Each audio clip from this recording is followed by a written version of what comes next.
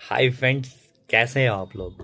बहुत दिन हो गए बात आपसे बात नहीं करी थी। मैंने सोचा क्यों ना आज स्टार्ट करें। फोन नहीं बंद करना, सर ऊपर नहीं करना स्क्रॉल। आपके मतलब की बात लेके आया हूँ, सुनेंगे तो आपका फ़ायदा है, मेरा फ़ायदा नहीं है।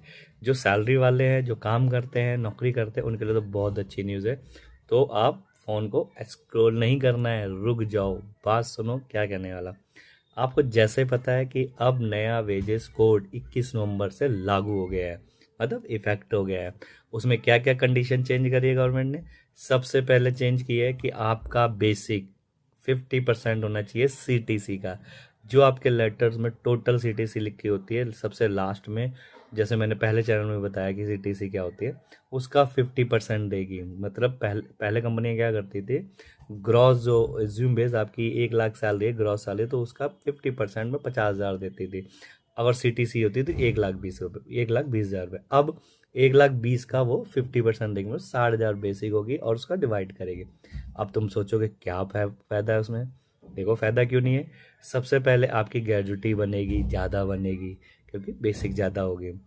आपका पीएफ ज़्यादा कटेगा, अगर कंपनी एक्चुअल बेसिस पे आपका पीएफ काट रही है। अगर सैलरी आपकी कम है तो भी फायदा है।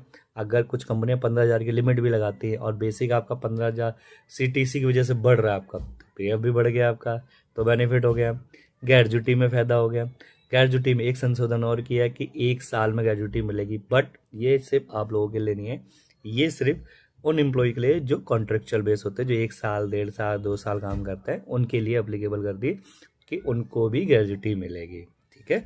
दूसरा उन्होंने तीसरा फोर्थ वो थर्ड फोर्थ किया पॉइंट कि समय पर कंपनी सारी 7 तक आपकी सैलरी देने ही पड़ेगी कंपनी को, अदरवाइज उन पर एक्शन होगा। तो अब पहले कंपनियां करती डिले करती रहती थी, बट अब 7 तक उनको सैलरी क्लियर करनी पड़ेगी।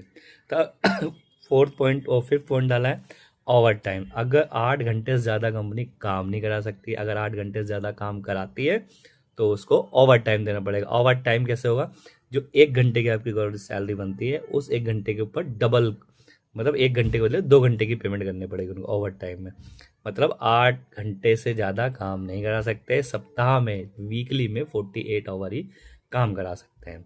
तो आपको कैसी नॉलेज लगी, यही अमेंडमेंट हुआ इस बार। आपको ग्रेजुटी बता दिया, पीएफ बता दिया, सैलरी बता दी। हाँ, एक और लाई वेजेस। अब वेजेस में ला रही कि एक स्टेट नहीं होगा, सारे स्टेट पे एक ही वेजेस होगी। उस पर काम चल रहा है, आगे आएगा।